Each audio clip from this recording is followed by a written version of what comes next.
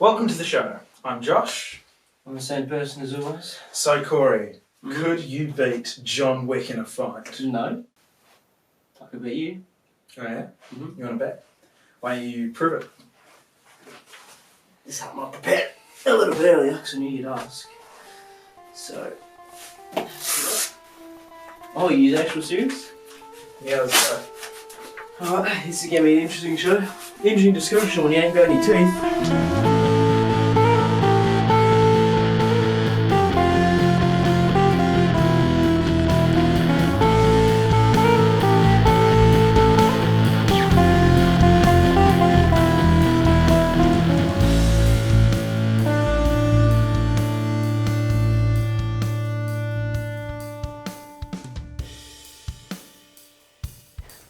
Public Access is a 1993 film by alleged horrible sex pervert Bryan and is the winner of the Grand Jury Prize for the Sundance Film Festival of that year. One word that I would use to describe how I feel while watching this movie is intrigued. Intrigued in the main character the story follows. The sort of premise of this movie is that this quiet, purposeful man comes to this small town known as Brewster, buys airtime on the local Public Access TV channel, and asks the people of this town, well, one main question. What's wrong with Brewster? So then people of the town call in, and they express their voices on the problems in the community in which they live. From almost the moment you see this character, walking along this road, lit up by the beautiful orange sunset, holding his two briefcases, being followed by this truck that we've been seeing since the opening credits, you can't help but feel unnerved. And this actor does an excellent job in portraying this mysterious, unnerving character. And so when a character like this comes to the pot that is this small town and stirs it up, I'm very interested to see how it's all going to play out. You see, the town itself is a character, having its own sense of mystery that this guy brings attention to. Public Access is a low-key thriller. It's rather quiet, and I could potentially see it being described as slow. But for me, it works. When I first saw it on the shelf at a discount store and bought it and started watching it, I really had no idea what I was going to see. The only reason I bought it in the first place was because of this fantastic cover layout, which really has nothing to do with the movie, but I reckon it's pretty lit. Finishing the movie, however, I was pleasantly surprised at how much I enjoyed it, and how drawn in I was to the villainous presence of this main character. And watching it a second time for this review, I enjoyed it just as much, and I think it's a great movie. Aliens, Whitey. Aliens from outer space. Too long don't read. I don't want to be that guy that tells you to add another weird, hard-to-find movie to your watch list. But sometimes we've got to do things we don't want to do. Public Access, great film. Alright, Josh. Tell me what you think about Public Access. Well, Corey, Public Access was terrible. Terrible? Don't you think it's a pretty harsh word? Well, you know, you gotta do what you gotta do. Alright, you son of a bitch. Tell me why you think it was terrible. Well, let's talk about one thing and one thing only. What's wrong with Public Access? You're going to say that, aren't you? What's wrong with Public Access? Yes. Well, that's what I've asked you, so tell me. Well, the answer is the main character. Okay, well, I thought the main character was great. What did you like about the main character? I thought he was acted very well. I will agree with that. The presence that he gives off. But I think, yeah, I will agree with both of those points. However, what really lets the character down and what makes this whole film a fail, as far as I'm concerned. The whole film? Yes, the whole film a fail is the writing. Okay. And that's because the character has no motivation. Okay. So what I want to ask you is, why was Wiley our main character in Brewster? Okay, look, the thing is, this main character, yes, he's a very mysterious dude. Mm-hmm. And it seems like you're not happy with the fact that maybe he's a little too mysterious. Is that what you're saying? Well, what I'm not happy with is the fact that he acts completely inconsistently. That's my problem with the movie. Okay. And also a lot of the dialogue was awkward and weird, but... I didn't mind that. I mean, awkward and weird, but you've got awkward and weird characters, really, in the main dude. I didn't think it was suitable. I thought it was... Which characters do you think are awkward? Well, I thought a lot of Wiley's dialogue in the show was sort of pretentiously written. Not that it was. I'm not concerned that it was pretentious. It was pretentious stuff to say. I'm concerned that it was pretentiously written by the writers. It was meant to sound smart, and he's the sort of guy who would say smart stuff. Yeah. But it felt like the writers weren't smart enough to actually write smart dialogue. And yeah, okay, so the ending, you think the ending mostly that's when he sort of fell apart and he was contradictory. Because I thought they had some okay setup, and the question is, where is this going? And it turned out where it went made no sense. It was just a total contradiction, and I don't get it.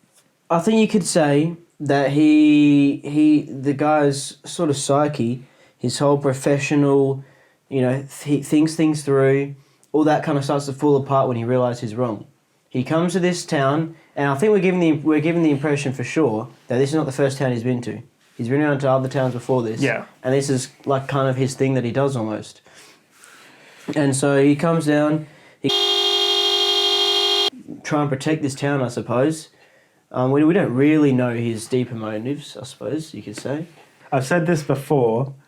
It feels like making a movie about the G-Man from Half-Life. It's like you don't know about this guy. He's interesting in small bursts. But not enough for it to be a whole movie. Exactly.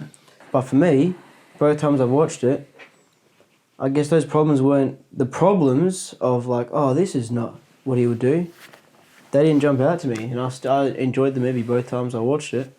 I just enjoyed the whole eeriness of it. Mm-hmm. The cinematography and the colours were quite nice. This has... Cut, take two. This... Cut, take three, final take. This film has a main character who you don't understand, who I don't think you can connect to based on his actions, and who isn't a good sort of vehicle to see this world through. You sound like a horrible sex pervert apologist. Wow. Okay, look, it's Bryan Singer's debut film. Yeah. So I feel like you can't be so harsh. Well, I will say that this should give everyone hope everywhere, no matter how horrible you are at what you're doing right now. But there is a way forward. But look, it's his first film. It's pretty big. It's nice to look at. There's a lot to say he does right. So I think sometimes you can't be so harsh in, saying the whole movie is terrible because, some of it falls apart in the end. But yeah, look, I think you got to be not so harsh on a man's debut film. Horrible sex pervert or not, it's his debut. When you compare this to X Hours Later... But we had a deal with truth, it's not. Considering that it was shot in 18 days for like $250,000. That's not much money. It's very well produced, but you can produce a better script just as well. Yeah, sure. But I didn't have a problem. I know you didn't. Maybe I'm just a dumbass.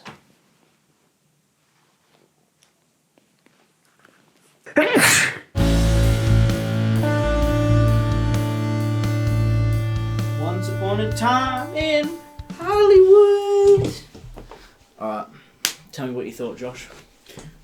Well, I watched the movie and I was very unimpressed. And then I read about the movie and I'll say it gave me a whole new perspective. Okay, what are your basic thoughts? Alright. Well, hello there, this is Josh. I just realised we hadn't introduced you to Brandon, so this is Brandon. He has the name of a guy but the hair of a girl, so you be the judge. So, I liked it. I liked it. Not my favourite in the Tarantino MCU. But no, I enjoyed it. He kind of played it safe there and I was entertained. Okay, this is the biggest thing I have to say, I'm just going to say it. So for me, story-wise, plot-wise, pretty lackluster. But everything else, characters, acting, directing, cinematography, set design, almost flawless. Absolutely phenomenal. Beautiful movie. And it's almost like in this day and age of the kind of movies that we get, only someone like Quentin Tarantino could make a movie like this. I think that's a reasonable assessment. Yeah. So what was the part what were you unimpressed by? Well, part of it was because it is based on semi-historical events. and I had no knowledge of those. And so Margot Robbie's character, I had no knowledge of, and so from my perspective, when I saw it, she was just someone in the movie. That's Sharon Tate. Yeah. And it was the same with the Manson family, the Manson sisters. Rest in peace. I had no idea what I just thought they were random hippies. Yeah. You know, Freaking hippies. After this movie, I hate hippies now. You do? right? Yeah. You hear it about Quentin Tarantino talking about his movies as sort of a catharsis, like Django is the revenge story of the black slavery era through his eyes. And so when I came out, I thought about that, and I was like, Quentin Tarantino must really hate hippies. Yeah, fair enough. What did you not like about the hippies? Was it like the amount of feet that was in the movie, or I was waiting for those feet to come in. it was too much for me? It was waiting for it. It was not on a Death Proof level. That's for That's sure. true. Yeah. There was a lot of feet shooting in that Holy movie. shit! Yeah, it was strange. What happened there? I think there must be a ghost.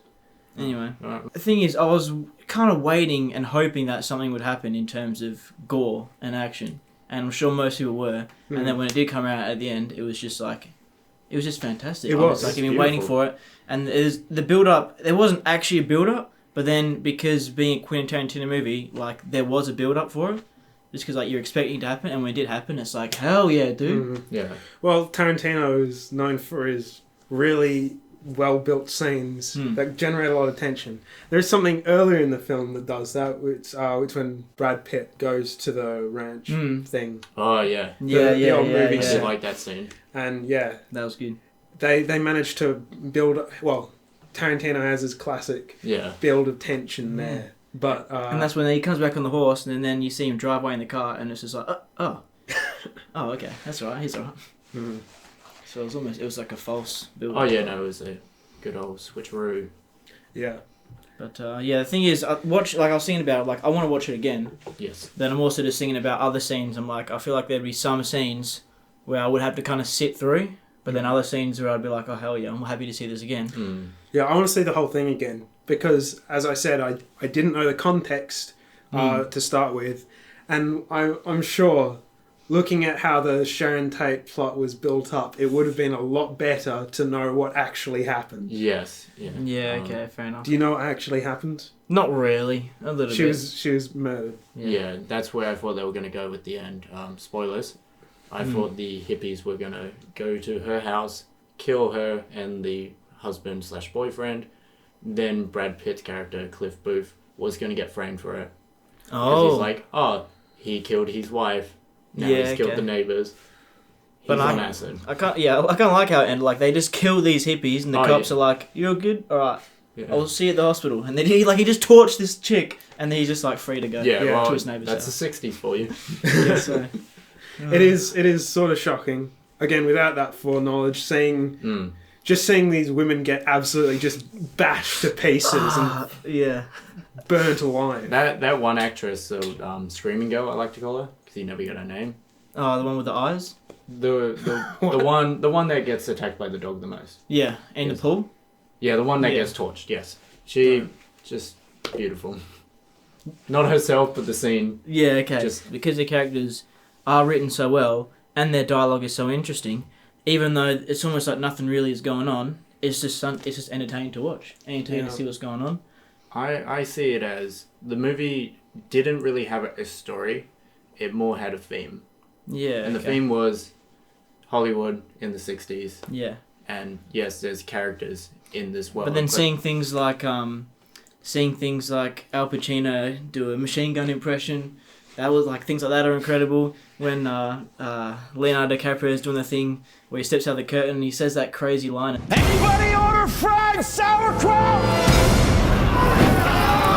just the cheesy 60 cinema, the whole scene where it was them recording that western, that episode with Rick Dalton, Leo's character, was just beautiful. It all was, the stuff cheesy lines and everything. that was like the movies within the movies, all that was pretty much hilarious, really. It was fantastic, and that was always like, this is so good. Yeah, any movie that's about Hollywood any movie about movies, ironically, I actually don't really care for, generally speaking. Yeah, Oh, me okay. either. That's usually a point against it. But in this case, I didn't have a problem with it. Yeah. Oh, yeah, it's definitely like a love letter to, Hollywood movies from his perspective. It's more like I felt like it was an inside joke for some of it because I didn't like understand fully. Yeah, fair enough. Works behind Fair enough. cinematography. So yeah. But no, there was a lot of long takes. I did notice it, but I was also like, the cinematography is fantastic. You know, I really A like lot some of crane shots. I really liked some of the shots of them driving through the city. Yeah, and like at one point, it's almost like they're just filming them drive around, but it's still beautifully shot. It's cool to watch. It's engaging. And every Gives you- time they come out of Rick Dalton's house, they do a fishtail, and it's like, Yeah. cool. The 60s. They Yeah. can do it. I mean, just think about what they'd have to do to manufacture a 60s Hollywood street. all the cars, the settings. What was the budget of this movie? Good question. I think it was larger than usual. It would have to be, because to make something like this. that whole like the whole set of the strip with all the diners and all that Oh my and the goodness. cars, that would have like cost a shit ton. You know who was a fantastic actor? Was that kid. Oh, yeah. What the heck? How are kid actors that good? Oh, the little girl Yes. in the Western, yes. How She good was was great. she? Yeah. She was so good. And again, Leonardo DiCaprio was fantastic in his acting, so was everyone else. I don't know if I'd say which one I like better, because they work together so well. It's like when someone says, which character of Seinfeld do you like the best? And you go, oh, and it's Kramer. Kramer. But it's not really an answer, because they all work together so well. You wouldn't want to show just of Kramer, because that would... Yes, of It course. wouldn't be fun. They bounce off each other. Yeah, 90 million. That's quite generous. I mean, not generous. That's quite... He done well with the money. I don't know. I just, like I said, I like the theme. I like the characters. Hmm. It looked like it was going one way, and then it ended up just being another. Like, for example, the scene at the ranch. Got you all like, he's going to fight his way out of here. He's going to kill gonna people. be absolute It's chaos. going to be... But This the is guy the got goal there thing. and he And then just he's drove like, off and it's like, oh no, they oh. were telling the truth. Wow. Oh, yeah. Yeah. So- Well, he still thought they were assholes, though. Which Yeah, they were. well, they were. They're taking advantage of Yes, Hmm. of course. But you're George, right. was it? I think Yeah, that's so, actually in the yeah. name. Wow. Yeah. But where I thought the movie was going to go off, I thought it was going to be like a big rivalry between the two main actors, Cliff Booth and Rick Dalton. Yeah, right. It does feel like it's going in that direction. Because it started off, they're hanging out together.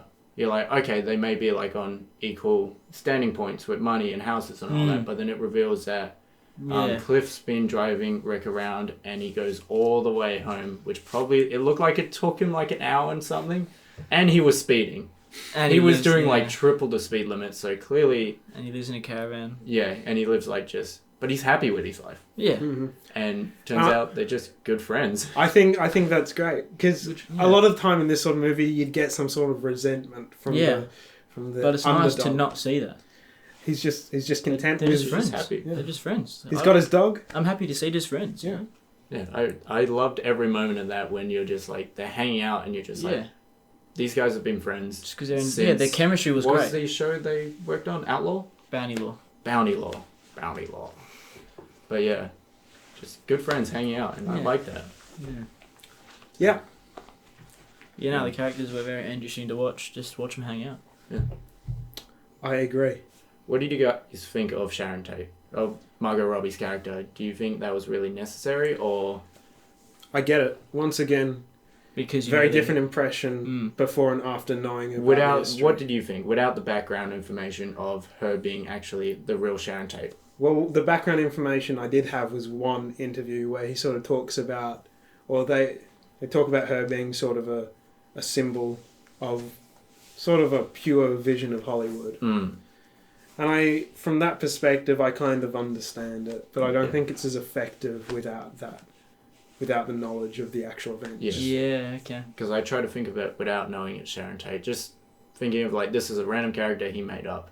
And all she did in the movie was dance for the first quarter, go to a party, go watch her own movie, get pregnant. Yeah, like for She me, brought really nothing to the story. yeah, like without being like Sharon Tate, she is just kind of there. Mm. And I guess you can compare it to, she's a young upcoming actress, and Rick Dalton, Leo's character, is an actor who's been in the business for a while and kind of on the decline right now. He's in doing ads and TV shows and all that, and she's just like in this hit movie and all that, and she's proud of her work, and it really showed that Rick Dalton was proud of his work but wasn't as proud of his work. He was sort of lost passion. Yes. And it was almost for him a rekindling of that passion. Yes. So I guess you can say they were both there to like... They have complementary sides. roles Yes. in terms of the picture of Hollywood that's being painted. Mm-hmm. Yeah. Yeah, fair enough. But besides that, useless. What is your top two? What is everyone's top two? Let's start there and then... I think mine is Kill Bill and Reservoir Dogs. Alright, mine's Pulp Fiction and Reservoir Dogs. Mine is The Hateful Eight and Reservoir Dogs. Oh. So Reservoir Dogs is on top of everybody's. Yes, it's just a brilliant film. Yeah, it's just, yeah. And it's just short, quick, easy, bang, bang, bang. Oh, Yeah. Why am I Mr. Pink? Because you're a faggot, alright? We have to cut that. So Did anyone say the N-word in this movie? There must have been someone. No. You just no. assume? But I don't know. And Are you serious? Maybe it's a bit of a... no, because there wasn't really... Who do you any think has the blacks. record? They portrayed so well actors acting. Like, that's something that... How do you even act like that? But it's like, yeah, actors acting in a movie, and you feel the character of Rick Dalton is acting and playing someone else. I want to ask one more question. Hmm. What do you think his last film is going to be? Well, he doesn't even freaking know. Yeah, well, But what do you think? Like, he Is he surely gonna has do- like a Let's theme. gamble. is he going to do Star Trek and not count it because he's not writing it? I hope not, because He's I done don't that a few care times. about Star Trek. Not even like a little bit. Like, it's Quentin Tarantino. Why is he going to make someone else's property? Because Like, if he directs it but doesn't count it as in his films, yeah, I'll be cool Yeah. with that. That's Right. fine. no, Fair of course enough. he's not going to make a But, like, Tarantino-esque Star Trek movie. But that's Why what you not? guys want. No, that's what he's been signed up to do. What is he going to do? Why would you get Tarantino to make Star Trek if you don't want a specific No, flavour? I think he's actually going to do sci-fi, but I don't think it's going to count. The Star Trek is going to count as his last film. Yeah, I hope not. Of course, he might not do it. He doesn't really know. But yeah, what to if he just directs it and he still he writes and makes something else as his last movie, that's cool. Obviously, I have Well, no what problem would with you him want- directing another movie. What would you want that movie to be? What, like... The thing is, I like the surprise. I think I would like something that is story focused. Like the Kill Bill is like it's very plot driven, and I'd like to see something that is plot driven again. He sort of his last few films have almost been repetitions of older ideas. Focused. Like The Hateful Eight was sort of building on Reservoir Dogs. Yes. Once Upon a Time in Hollywood has the same sort of thing going for it as Inglourious Bastards. You see what I'm saying? It's got the same alternate history sort of thing. Yeah, no, absolutely. Yeah, I'm seeing that. But no, whatever it's going to be, I'm looking forward to it. Yeah, of course. And I hope he doesn't do drugs and kill himself or anything like that.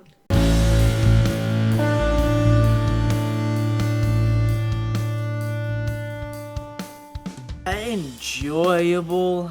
I mean, it's bad, but it's not terrible. You know, the chemistry is good between the main actors, and the comedy's not cringe, which is very important. The fight choreography, especially at the start, is really terrible. The shaky cam. One word, he did it this time. See, the problem is I haven't actually seen the movie yet, so you don't know how many words are used. So you're just lying to our audience. Can you believe this guy? Some crazy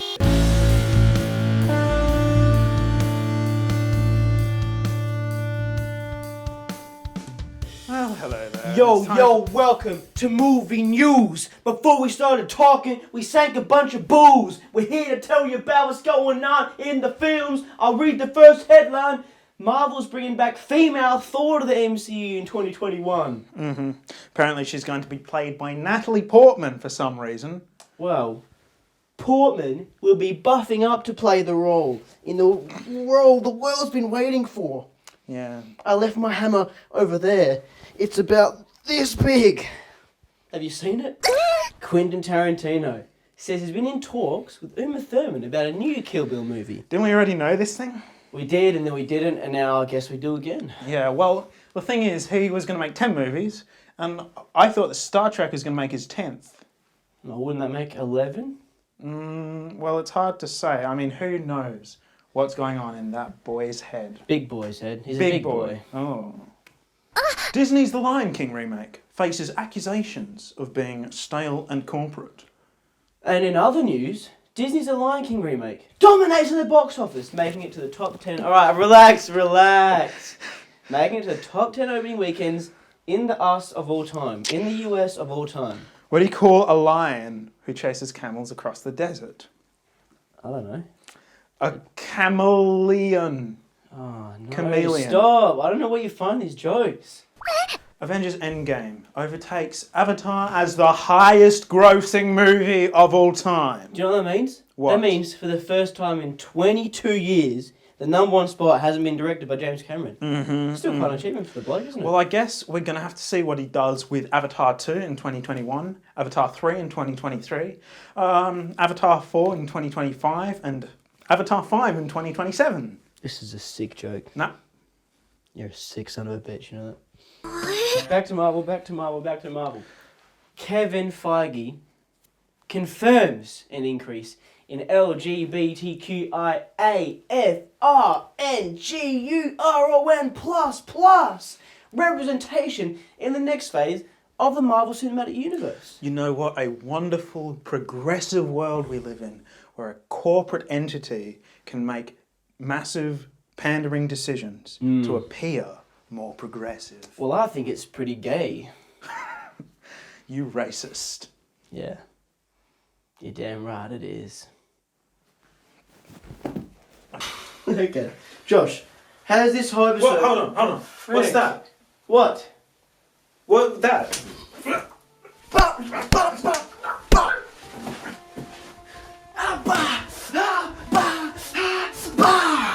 This is my show. You don't ask questions, I ask the questions. Thanks for watching.